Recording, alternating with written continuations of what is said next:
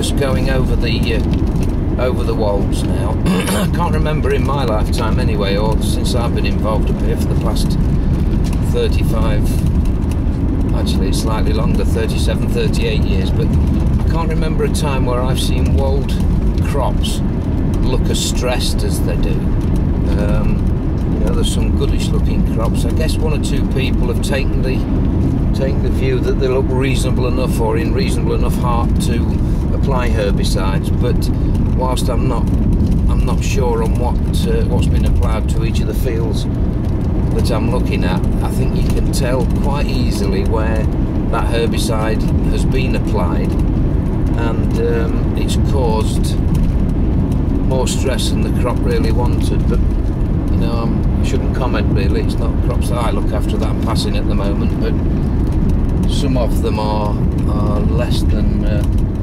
robust looking. There's a crop of spring barley in the field there, and that looks ginger, slightly yellow, slightly orange, and you can see where some of the garings have had double overlaps on.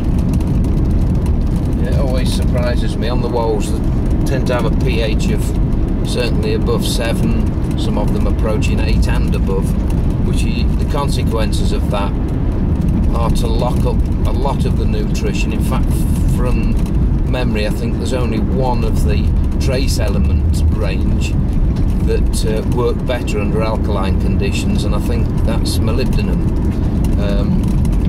But every other trace element, manganese, magnesium, zinc, copper, boron, work better in slightly acid conditions. And I know some of the manganese problems that are not perceived to be too serious on Wolds, I think they've been exaggerated this year because of the stress problems.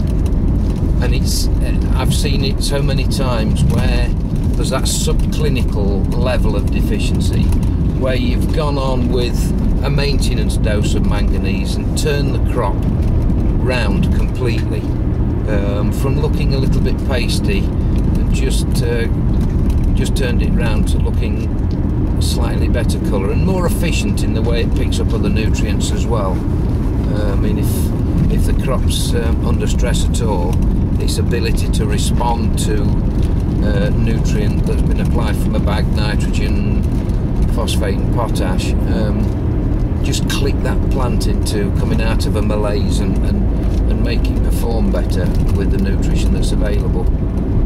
I haven't seen too many sprayers working today. It's fairly breezy up here at the moment, but I would imagine that the sprayers will be out this evening if the wind tends to die down, which it can do. You know, you get to about 5:30, between 5:30, 6:30, 7 o'clock, and we tend to lose that breeze and allow a bit more spraying to go on. Just overtake these horses, 2 horsepower.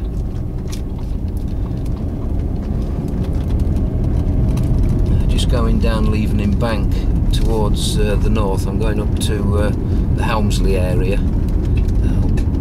Calling on 1 or 2 on the way up there. I'm hoping to see a reasonable difference on that land that we farm in-house up at in conjunction with Duncan Park Estates. We farm about 420 acres up there, all combinable crops, although we do have an area of land that we let to a local seed potato producer, but in the main they're all on shallowish, not well-bodied limestone. Limestone, people get confused between limestone and chalk, and limestone doesn't really have any ability to hold on to moisture, unlike chalk, which acts a little bit like a sponge. Not that you'd necessarily see big differences in crops on the Wolds. It's been that dry for so long.